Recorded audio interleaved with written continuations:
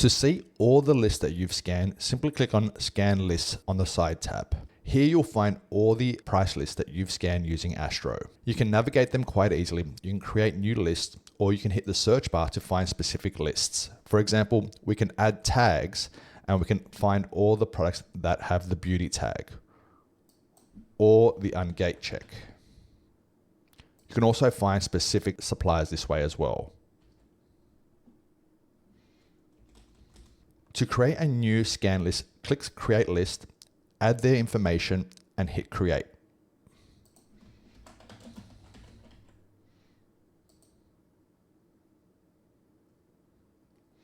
You can also enter this list and perform a scan this way.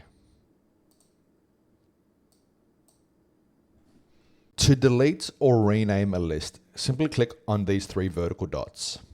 You can rename your list here, or you can also rename your list by entering the list and clicking on the pencil icon just over here.